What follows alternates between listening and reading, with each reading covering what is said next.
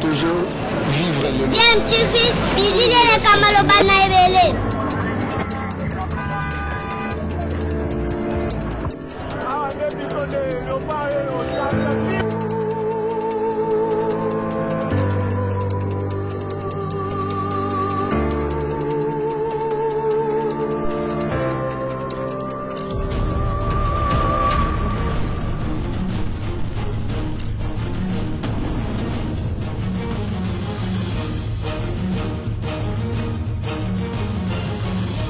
DMTV toujours en avant. Balandi ya DMTV mbote na bino esengo eza toujours kolala kaka na ngambu na biso po toyebike boza ebele o boza kolanda chaîne YouTube na bino DMTV boyebi kaka DMTV sur la na bino etali actualité mais to proposera bino pe ba analyse na ba réflexion sur ba sujet d'actualité hein to pe ba faits sociaux na ba réalité ndetka tozomona na mboka na biso. Alors lelo tolingi to solola na bino hein sur moi sujet moko kaka mingi na mwa ndule na biso et boyebi ke na musique na biso lelo masolo koma na kaka ya ba vue mais ba vue wana ba mission na biso ba lokola diviser hein na ka moko ya bato yo bango bakumisaka ba vue wana makasi na ka ya ba misuso basalaka ba vue wana mingi te mais ba otalisa peke thermomètre ya musique na biso eza ba vue wana te eza makamso. Alors lelo tolingi to sa mo réflexion moke par rapport na ba propos ya Déplique Pomba parce que yé a solo lipe makambo wana mais alobi pe susu mo makambo belé à propos notamment ya ba relation na ye na maestro Fabregas a sali mo clin d'œil pe na héritier Watanabe na Inosbi mo clin d'œil pe na Werason faire Golande to proposer bino bolanda na extrait ya émission Oyo alikana qui est pas ya Joey et Bangato mo extrait de quelques minutes hein bolandi ensuite au zonga pour que tout ça moi mon analyse na biso to exprimer moi point de vue na biso par rapport à ba propos il y a Déplique Pomba il y a nuance hein donc il y a ne Pomba physique te abeta rabatu de la nuance donc Pomba il y a nuance. Alors je rappelle hein que vous avez Rolanda chaîne na bino DMTV sur vous en abonné tende ronanga comment abonner la chaîne Oyo ko bossa na te ko cliquer pe na petite cloche de notification ko permettre na yo ora takalisu te ba prochaine vidéo te remettre en ligne awa po na yo. Alors suivons cet extrait avec Déplique Pomba il y a nuance. Nous nous retrouvons tout de suite après. Non, non,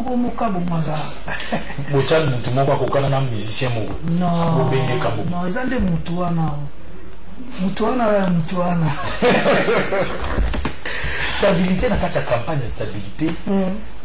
tout le monde qui aux autres a mis trop hypocrisie, lutte contre l'hypocrisie.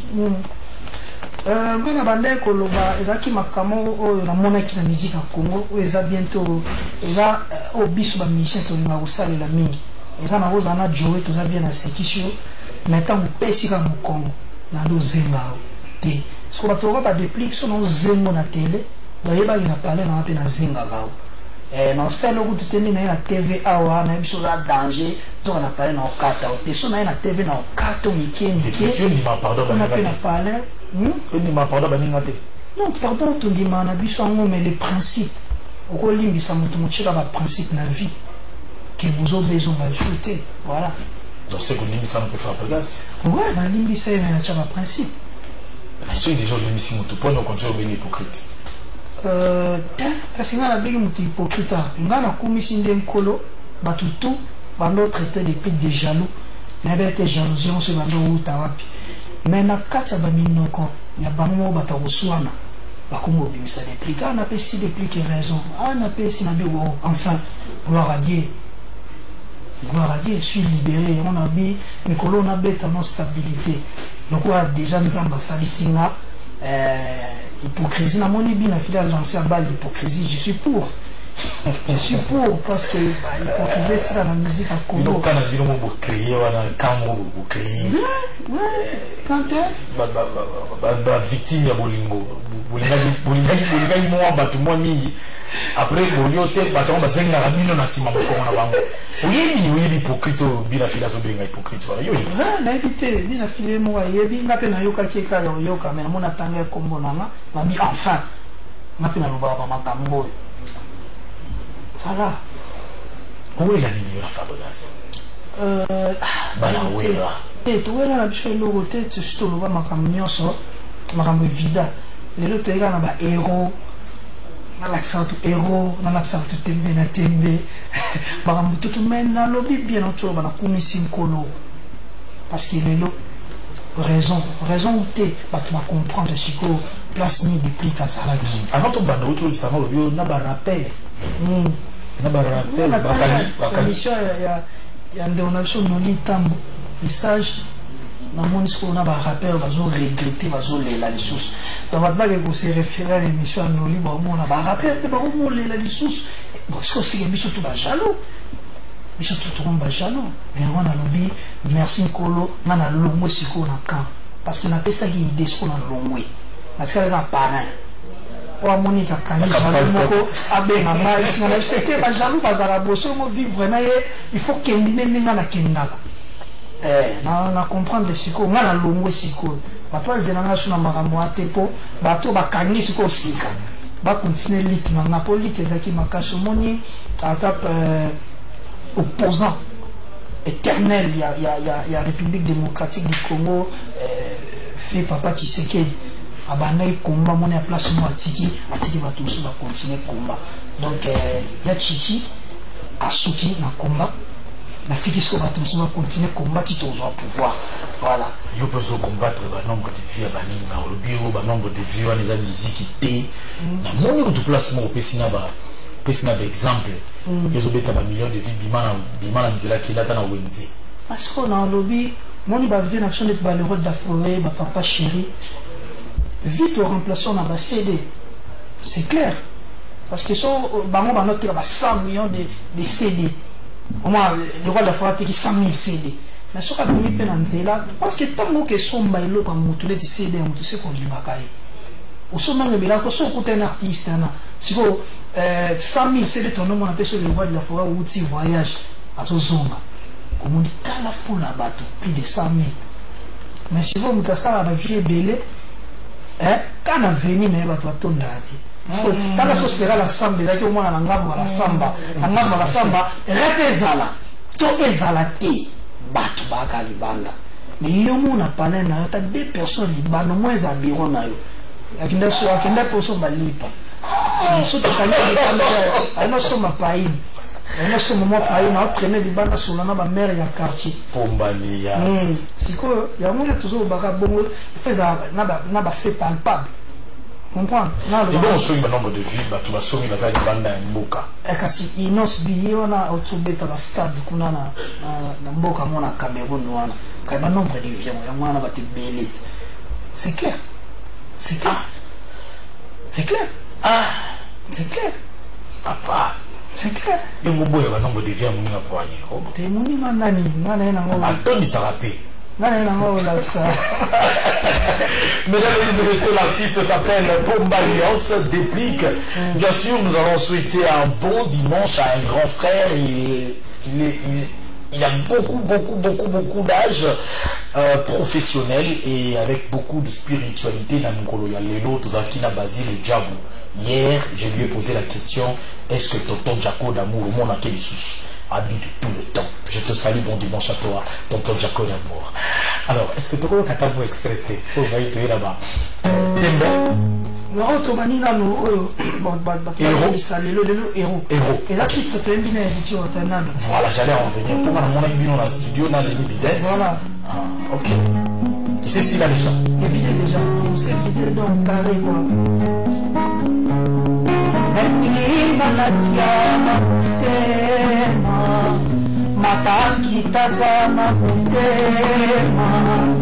Nyonso bozosala zero na vida monanga yende hero affection na yekomi samotema ewilinga natia na mote joye matakita sana motema nyonso bozosala pamba zero na vida monanga wiliazane hero affection na yekolisa motema zero ngana bona bo intermédiaire na boyo s'il vous plaît contactez postokage akolingo mpe mili ya changea na motema na ngai eza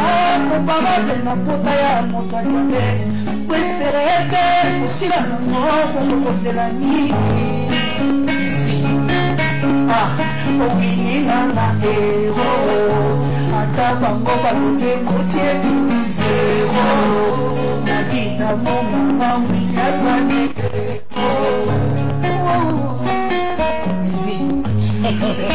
soko fo mona nde totaloli makambo fo tosala na congo bavrai polémique yango siko moi siko nde toyembi bo siko fo topolémique fort na héritier parce que nalandaki na émission abidipligabike na yembi fort siko nga mpe lelo nalekeleli ye pona bisi wata obike na yembi mpe fort voilà technologie tellement évolué déjà on va vraie polémique yango après tu osé la paix on a un nombre de vues si côté ça bien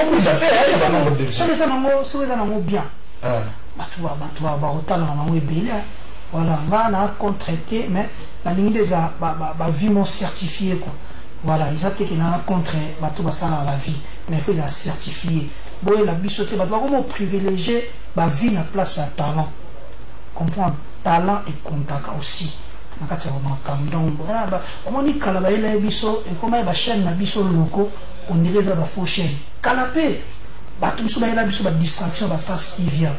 et comment mutu no so fa na plateau ikenga le kana trace do ata les footer so va le kana trace ba mo benge international si vous tombez au comprendre que i trace mo komi no ba déplique ba komo leka no banani ba komo leka discours en ici là mais lelo bayeli biso sur distraction il y a un nombre de vies mais comment biso pour ça un nombre de vies belé mais ba mambilia na ba vie na biso kala pasana na bango ba nombre de vies belé te est-ce que vous allez dire moloa libala tunansango mama tunansango basopela yonde masolo combien d'années tilelo so cheka lito ezo kango danger mais biso pour na michepe nanga biso bato ba vie so salika nzemu ne salika 4 mois et bunyo ndiye sala 50 ans na mato ya bato donc comme kala na mato ya bato ndiye sala 50 ans to comme au cancer là au cancer on dirait coupé décalé et 8 places koleka rumba c'est ce qui t'a mais on dirait rumba et remonter les sous est-ce que l'évolution ici qui rumba ezaka na place na makasi moni rumba ils océan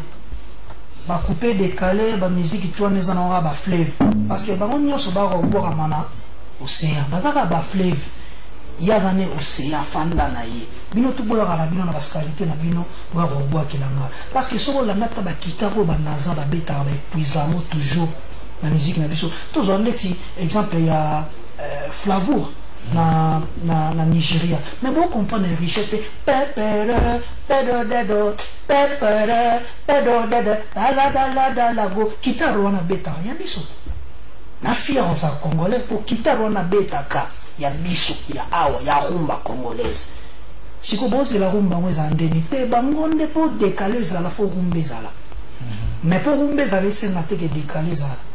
to ba musique mosusu na fingité mais na opesa ba la réalité moni ba ouest africain ba moto ba épuisa awa bazwa au lieu de comprendre ndeke soki to me mata rumbango monde ti ba les padres comme ya rumba trap voilà fonde skoto ba to moderniser les rumba on a place to za ba complexer ya ba musique mosusu parce que tant ba congolais ba bimaka na ba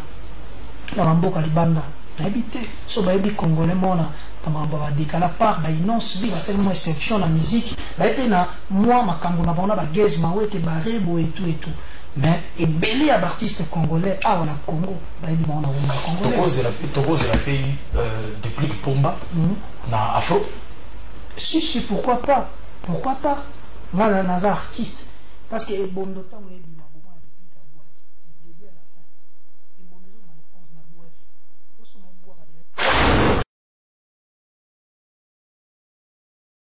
Voilà, nous sommes de retour. Hein. J'ose croire que Boti Kolanda attentivement déplique Pomba. Il y a nuance. Bo Kindenga Zakoloba.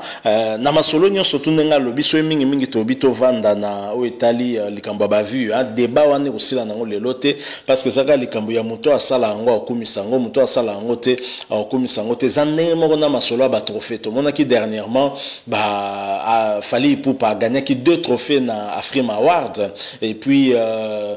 Gez Mawet a gagné ki moko tangu batuni nosbi neti kaka tomboka o Fally a gagné ki pe nosbi azaki pe nominé na catégorie wana mais nosbi aboya na yango aboya ba trophée mususu. Donc c'est comme ça na culture na biso na musique na biso ba artiste na biso ba la rabongo. Donc soye trophée wana zuna yango te aboya na yango aokitsa na yango ndenge mo pena likambo ya ba vu masolo ya ba vu yozo bima bosala ba vu toyoka ba masolo ba expliquer biso ba somba ka ba vu mais yo pe somba ngo kaka ba mutu pe aosomba na ye ba vu te siko e komi bolandi enti déplique alobi mais ba vu mais so bimi na balabala ba vu wana elakisa ki po ba vu wana eza censé ezala quand même bato mais ba vu wana ezali ko se manifester te toza ko sentir ba vu wana te tango bimi na libanda ou bien même na ba concert to landi a féliciter par exemple Nosbi Porti ko sala concert moko na Afrika wa kaka oyo bato balaki en tout cas pe ebele. Donc ça dit que ba vu ya Nosbi yango na pe monani na bato ba vu ya Fally Ipupa yango na monana ki neti na bato na Bercy mais ba misusu ba vu na bango ezomona na bato te. Pourquoi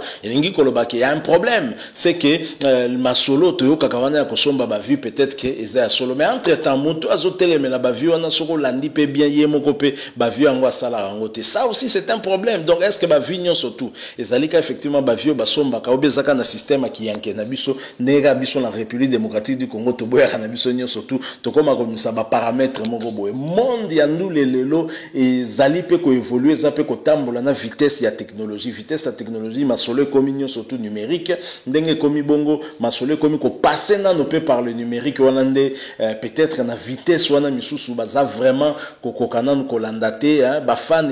changer un peu moins moke ya façon ya kozala mais toutefois biso na République démocratique du Congo tradition na biso za ranango toujours ka moi respecter ba oyo tout le monde a na ba répétition na bango batu baza ebele bango na pe ba susceptible ya kosala ba concert batu ba ebele. Toujours exemple le roi papa chéri JB Mpiana 10 ans yango sans album mais JB so ateli ba ya plein. Donc so olukela JB na ba vinini parce que JB bimisa album te so olukela na ba vinini mais ye so ateli ba ya ka obeta na ville donc mokonzi ya ville ye wana pe mokonzi ba wenge JB Mpiana sultani papa chéri parce que ye so ateli ba ya batu ba ebele et puis so ba voyage au sale ali BCBG za parmi leurs orchestres les plus sollicités. Donc au moment là que masolo ya ba vu air moko pe bo il fait sangana ka pe na réalité tout monde sur le terrain ba vu wana e mona na pena ke mutu bo epo après tout na mitu na kata ba kontaka ba vu wana so nga moko pena na tali yango pata 100 fois donc ba konteka lokola 100 vie non alors so les abongo c'est que za ko exkola ki saka nombre total ya batu te masolo mususu nenga déplique beti aneti masolo ya rumba nga mona yango ba complexe